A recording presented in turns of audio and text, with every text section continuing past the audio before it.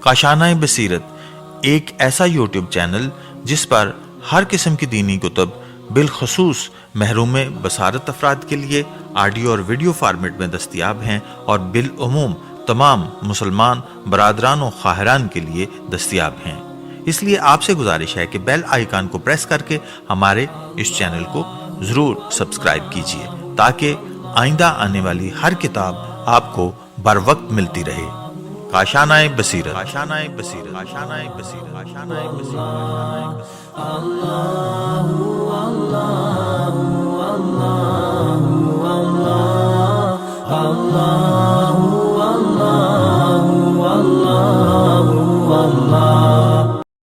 بسم اللہ الرحمن الرحیم۔ السلام علیکم۔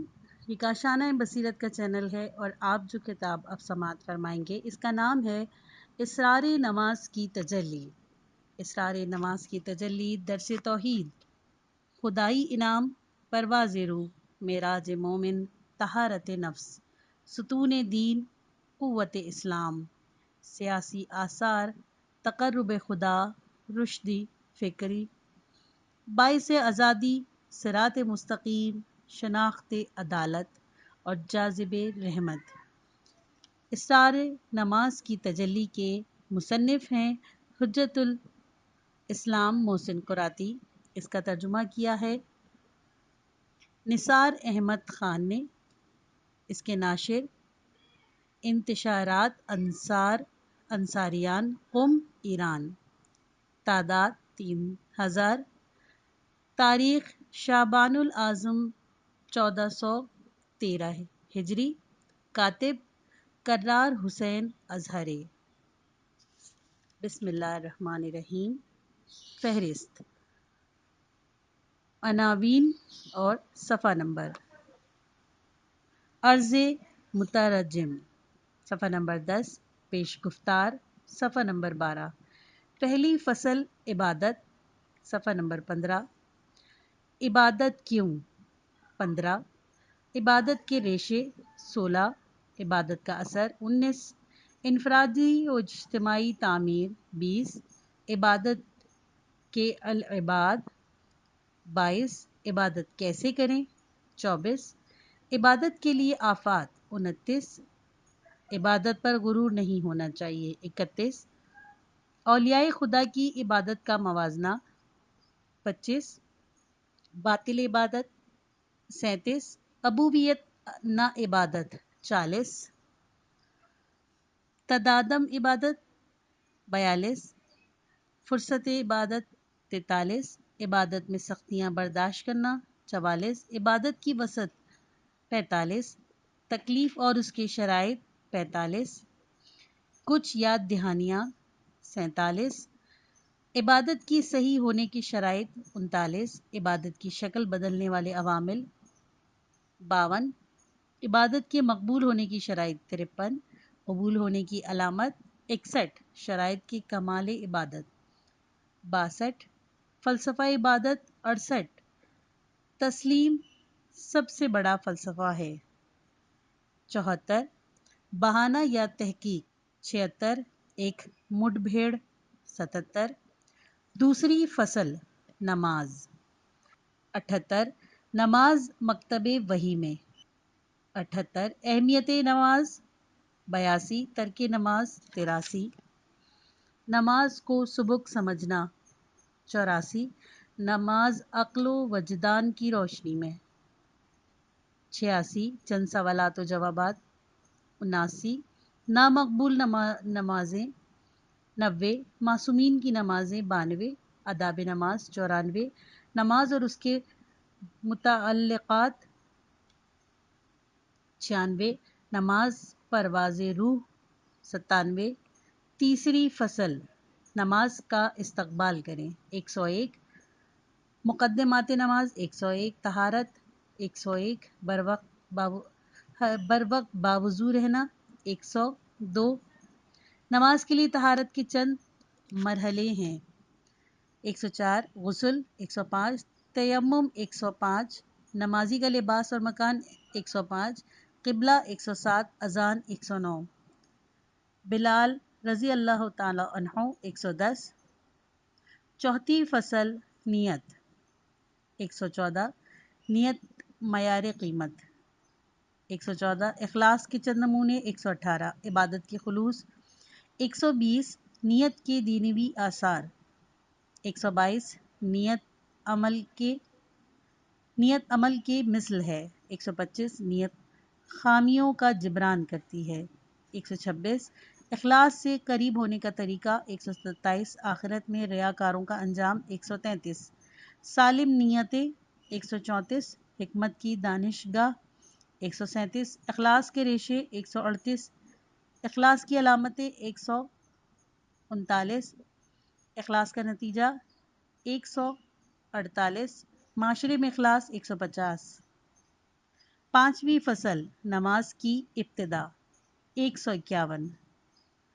اللہ اکبر 151۔ سورہ حمد 155۔ صراط مستقیم 164۔ صراط غیر مستقیم 164۔ کچھ یاد دہانیاں 166۔ صراط مستقیم روایت کی روح سے 169۔ افراد و تفریق کے نمونے 170۔ سورہ توحید 174۔ قرات کے وقت تمانیت 177۔ رکوع 178۔ اولیاء خدا کا رکوع 179۔ فرشتوں کے ساتھ 180۔ سجود 181۔ پوری کائنات خدا کو سجدہ کرتی ہے 182۔ اولیاء خدا کا سجدہ 184۔ آثار سجدہ 186۔ خاک شفا پر سجدہ 187۔ سبحان اللہ کے معنی 187۔ حکم سے بھی زیادہ تسبیح 191۔ قنوت 193۔ تشہد 194۔ سلام 198۔ سلام پر ایک نظر 199۔ سلام روایت کی روح سے 199۔ چھٹی فصل تعقیبات اور نوافل 202۔ تعقیبات نماز 203۔ درود و نفرین 204۔ مورد لعن 205۔ تسبیح زہرا سلام اللہ علیہ 206۔ سجدہ شکر 207۔ مستحب نمازی نوافل 208۔ نماز شب 211۔ ساتویں فصل نماز جماعت 215۔ نماز جماعت کی اہمیت 215۔ نماز جماعت کے فوائد 219۔ امام جماعت 222۔ امام جماعت کا انتخاب 224۔ عادل امام جماعت 226۔ عدالت کو پہچاننے کا طریقہ 227۔ بعض لوگ جماعت میں کیوں شریک نہیں ہوتے 229۔ مسافر کی نماز 232۔ نماز قصر کے شرائط 233۔ 10 روزے کا قیام 233۔ قضا نماز 235۔ آٹھویں فصل دوسری نمازیں نماز جمعہ 232۔ نماز جمعہ کا طریقہ 237۔ نماز جمعہ کی اہمیت 238۔ اولیاء دین کی سیرت 240۔ نماز عید 242۔ نماز عید فطر 242۔ خدائی نام 244۔ عید فطر کی قیامت کا منظر 245۔ نماز عید قرباں 246۔ نماز عید رہبر کا حق 247۔ نماز آیات 248۔ نماز آیات درس توحید 249۔ نماز آیت کا طریقہ 251۔ نماز میت 252۔ نماز استسقاء 253۔ بارش نہ ہونے کا سبب 254۔ نماز استسقاء کا طریقہ 257۔ نماز استسقاء سے سابقہ 258۔ دوسری نمازیں 260۔ اس کتاب کے کل صفحات ہیں 260۔ آئیے سنتے ہیں اس کتاب کا پہلا حصہ۔ Part number 1۔ بسم اللہ الرحمن الرحیم۔ عرض مترجم حجت الاسلام والمسلمین جناب محسن قراتی صاحب کی نامی کتاب پرتوے از اسرار نماز کا ترجمہ آپ کے ہاتھوں میں ہے۔ کتاب کی افادیت و اہمیت کا اندازہ آپ کو مطالعے کے بعد ہی ہو سکے گا۔ اجمالی طور پر کچھ چیزوں کی طرف اشارہ کر دینا مناسب سمجھتا ہوں۔ نماز کے سلسلے میں ابھی تک عربی، فارسی، اردو میں بے شمار کتابیں لکھی جا چکی ہیں اور ہر ایک اپنے اپنے عہد کے لحاظ سے مفید اور مؤثر ثابت ہوئیں۔ یہ کتاب محسن قراتی صاحب کی ان تقریروں کا مجموعہ ہے کہ جو عصری تقاضوں کے مطابق اور نسل نو کے ذہن سے دینی معارف کے قریب کرنے کی غرض سے درسہائے قرآن کے عنوان کے تحت چند سال قبل ٹیلی ویژن پر نشر ہوئی تھی۔ چونکہ ہر انقلاب پہلی فکر و تہذیب کو کچل کر نئی تہذیب و فکر کی بنیاد رکھتا ہے اور نئے ماحول کے لحاظ سے زبان میں بھی تغیر واقع ہوتا ہے اور زاویہ فکر اور نگاہ بھی تبدیل ہو جاتی ہے، اسی تناسب سے تقریر و تحریر کے انداز بھی بدل جاتے ہیں۔ گفتگو کے نئے طریقے ایجاد ہوتے ہیں، جدید تشبیہیں اور نئی مثالیں استعمال ہوتی ہیں اور انہی چیزوں کی بنیاد پر مقرر و صاحب قلم اپنی بات کا اثر بناتا ہے۔ چنانچہ مؤلف نے اس کتاب میں نماز کے اسرار و رموز اور اس کی مادی و معنی فوائد، اخلاص اور خشوع کے اسلوب کو دور حاضر کے ارتقا پسند ذہنیت اور انسانی خیالات کے گوناگوں کیفیات کے پیش نظر جدید تشبیہوں اور سامنے کی مثالوں کے ذریعے بیان کیا ہے۔ محسن قراتی صاحب عہد نو کے وہ مقرر ہیں جو اپنی ذہانت، شیرینی بیان اور انداز تکلم کی بنا پر ہر طبقے میں محبوب ہیں۔ کتاب کے ترجمے اور اپنے مطالعے کی کوتاہی دامنی کی بنا پر میں کہہ سکتا ہوں کہ ابھی تک اس موضوع پر ایسی جامع کتاب کہ جس میں دور حاضر کی تشبیہات کا استعمال ہوا ہو، اردو زبان میں شائع نہیں ہوئی۔ امید ہے کہ قارئین میری اس بات کی تائید اور مطالعے کے بعد ضرور فرمائیں گے۔ ہماری کوشش یہی تھی کہ کتاب میں کوئی غلطی و گزاشت نہ ہونے پائے۔ اس کے باوجود اگر کوئی غلطی ہو تو قارئین اس کی طرف سے ہماری رہنمائی فرمائیں، اس کے لیے ہم ان کے شکر گزار ہوں گے۔ نثار احمد۔ پیش گفتار۔ دین اسلام کے معارف کو عقائد و اخلاق اور احکام کے پیرا میں سلیس و سادہ زبان اور آیات و حدیث کی روشنی میں پیش کرنے کی سخت ضرورت ہے تاکہ معارف کے نیاز مند لوگوں کی ضرورت پوری کی جا سکے۔ خداوند عالم کی توفیق سے درسہائے قرآن کے عنوان کے تحت چند سال تک ٹیلی ویژن پر ایک بحث کو پیش کیا گیا۔ بحمداللہ اس کی مقبولیت حاصل ہوئی اور اس میں بعض مباحث کتابوں کی صورت میں آپ کے سامنے پیش کیے جا چکے ہیں۔ ثبوت کے طور پر بحث اصول دین اور ماد کو پیش کیا جا سکتا ہے۔ اصول دین کی بحث کے بعد جب دوستوں کی خواہش سے یہ طے پایا کہ جو بحثیں فروع دین سے مربوط ہیں انہیں بھی زیور طبع سے آراستہ کیا جائے۔ حج کے مسائل فوری ضرورت کے تحت اس سے قبل آپ کی خدمت میں پیش کیے جا چکے ہیں اور اب بحث نماز آپ کے ہاتھوں میں ہے۔ یہ کاوش اور اس فرصت کا نتیجہ ہے جو خون شہدائے رضی اللہ عنہ سے فراہم ہوئی۔ اگرچہ نماز اور دوسرے فروع دین کے بارے میں ابھی تک بہت سی مفید کتابیں بیش بہا جزیات چھپ چکے ہیں، لیکن امید ہے کہ یہ مجموعہ اپنی تنوین و دستہ بندی کے آسان طرز بحث، آیات اور احادیث کے سہارے اہل مطالعہ خصوصاً معلمین و ماسٹران کے لیے جو کہ اس کے ذریعے دین کے حقائق کو پیش کریں گے مفید ثابت ہوگا اور تکراری چیز شمار نہ ہوگا۔ ان بحثوں کا منبع قرآن و حدیث ہے۔ اس کی کتاب میں شیعہ اور اہل سنت کی کتابوں سے استفادہ کیا گیا ہے۔ مطالعے کے لیے بہترین منابع قرآن و نہج البلاغہ کے بعد بحر الانوار، وسائل الشیعہ، مستدرک من لا یحضر الفقیہ اور کنز المال، اصول کافی، غرار الحکم وغیرہ ہیں۔ روایت کے مدارک حاشیے پر مرکوز ہیں۔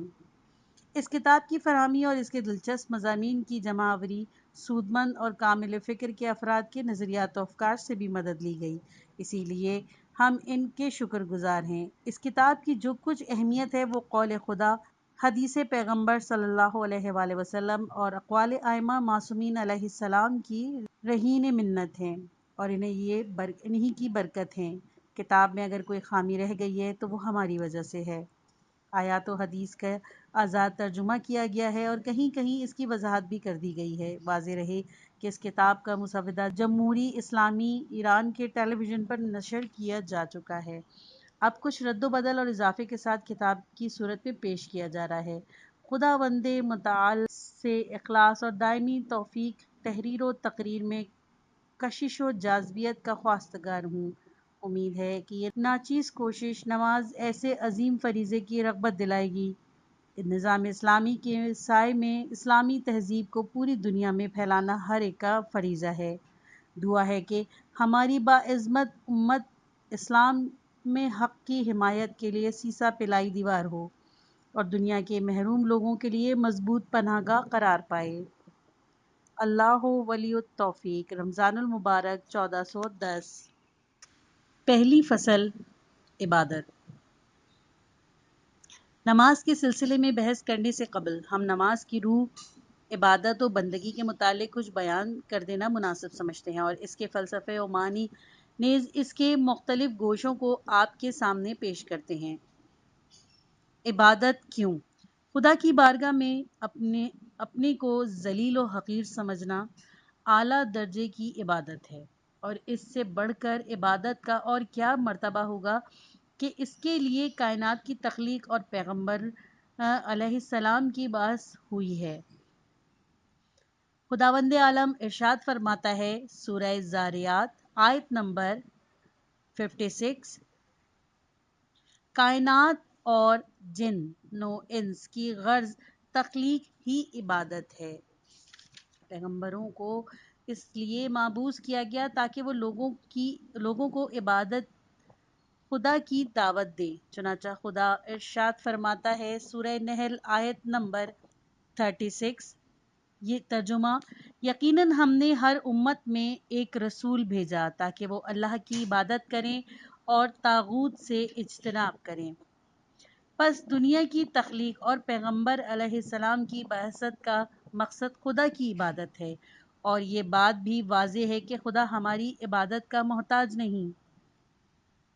سورہ زمر آیت نمبر 7، عبادت کا فائدہ خود بندوں ہی کی طرف پلٹتا ہے، جس طرح پڑھنے کا فائدہ طلبہ ہی کو پہنچتا ہے نہ کہ معلم کو۔ عبادت کے ریشے۔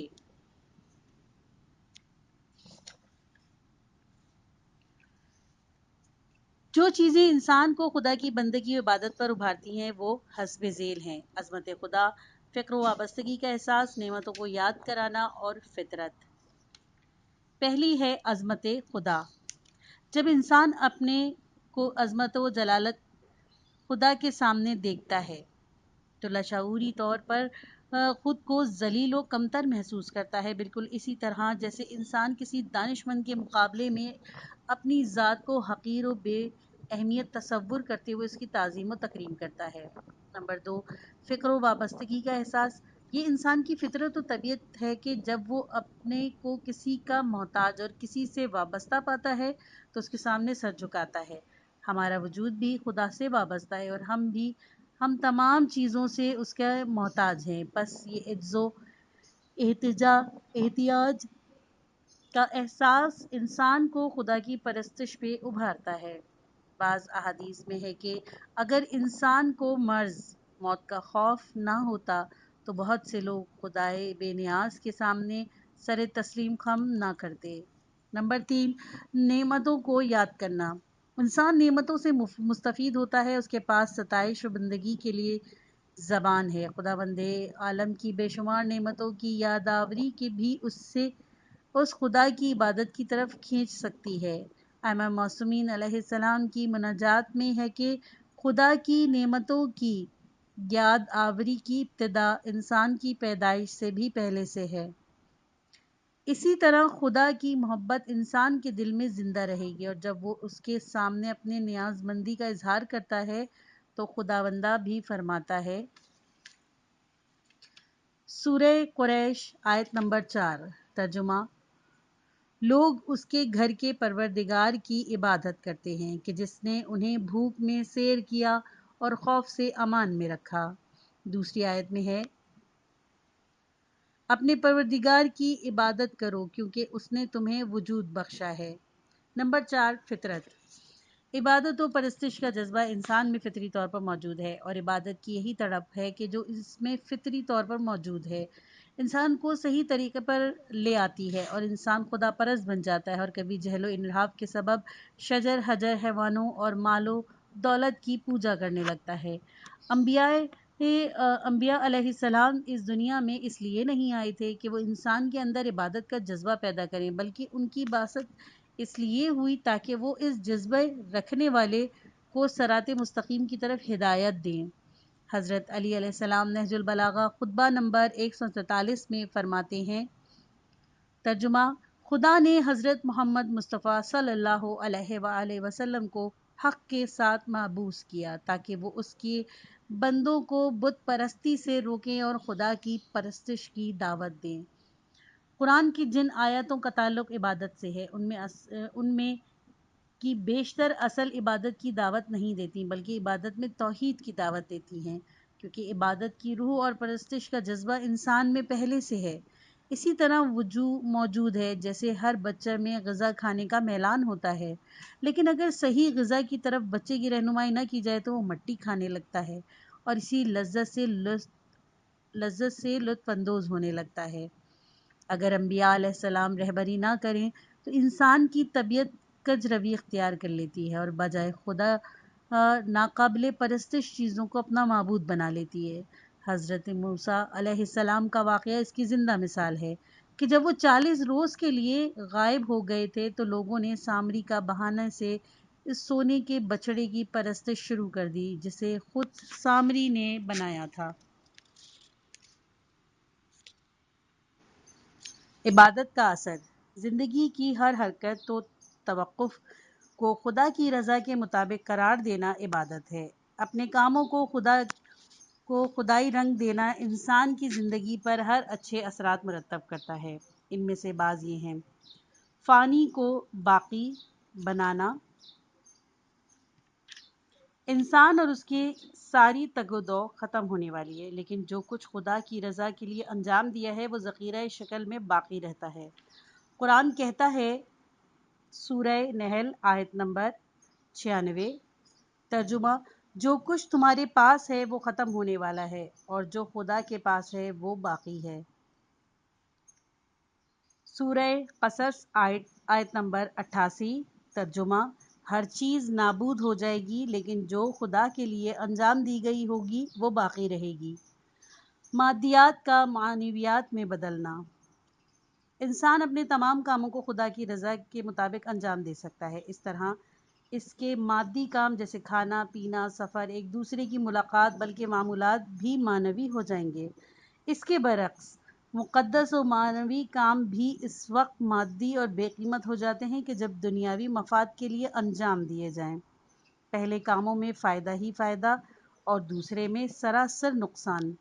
انفرادی و اجتماعی تعمیر: خدا کی عبادت اور اسے لو لگانے میں ہوا و ہوس، نسلی امتیاز، علاقائی اور زبان کا تعصب ہمراہ نہ ہو بلکہ صرف خدا سے الفت ہو اور اس کی لازوال قدرت و کمال اور اس کی نعمتوں کا شکر اور مطمع نظر ہو۔ یہ ایسے مسائل ہیں جو کہ انفرادی اور اجتماعی زندگی کی تعمیر میں مؤثر ثابت ہوتے ہیں۔ عبادت یعنی خدا کے بتائے ہوئے راستے پر چلنا۔ سورہ یاسین آیت نمبر 16، ترجمہ: میری عبادت کرو یہی سیدھا راستہ ہے۔ سورہ بقرہ آیت نمبر 45 اور 153، ترجمہ: نماز اور صبر سے مدد حاصل کرو۔ عبادت انسان کو جداگانہ طور پر بھی ہوا و ہوس اور گناہ کی زنجیر شیطان کی غلامی سے آزاد دلاتی ہے اور اس معاشرے کو بھی جو خدا کی پرستش کرتا ہے طاغوتوں، ستمگاروں اور بڑی طاقتوں کے چنگل سے آزادی دلاتی ہے۔ اقبال لاہوری کہتے ہیں کہ کم عقلی کی بنا پر آدمی کو پوچھتا ہے۔ اس کے پاس گوہر یعنی عقل تھا لیکن اس کے قباد و جم کی نظر کر دیا۔ یہ غلامی کی عادت کتوں سے بھی پست ہے۔ میں نے کتے کو کسی کتے کے سامنے سر جھکاتے نہیں دیکھا۔ خدا کی عبادت فرد ساز بھی ہے اور معاشرہ ساز بھی، کیونکہ معاشروں میں جو فساد ہوتے ہیں وہ زیادہ تر غیر خدا کی پرستش سے وجود میں آتے ہیں۔ عبادت کے العباد۔ اسلام کی تہذیب میں فقط نماز روزہ ہی عبادت نہیں بلکہ وہ سارے کام عبادت میں شمار ہوتے ہیں جو لوگوں کے لیے مفید اور شائستہ ہوں۔ اسلام میں جن کاموں کو عبادت کہا گیا ہے ان میں سے بعض یہ ہیں: امر خدا میں تفکر۔ حضرت امام جعفر صادق علیہ السلام فرماتے ہیں، میزان الحکمہ میں جیم 7 ص 542 میں ترجمہ: صوم و صلات کی کثرت عبادت نہیں بلکہ ایسے تفکر کو بھی عبادت کہا جاتا ہے جو انسان کو خدا سے قریب اور عبادت سے آشنا کر دے۔ نمبر 2، کسب و کار۔ رسول خدا صلی اللہ علیہ وآلہ وسلم نے فرمایا، وسائل جیم 12 صفحہ نمبر 11 ترجمہ: عبادت کے 70 درجے ہیں، سب سے افضل طلب حلال ہے۔ نمبر 3، تحصیل علم۔ پیغمبر صلی اللہ علیہ وآلہ وسلم فرماتے ہیں، مجیت البیضاء جیم 1 ص 19 ترجمہ: جو شخص اس لیے علم حاصل کرتا ہے تاکہ وہ الباطل باطل کرے اور لوگوں کو حق کی ہدایت کرے، اس کا یہ عمل 40 سال کی عبادت کے برابر ہے۔ خدمت خلق۔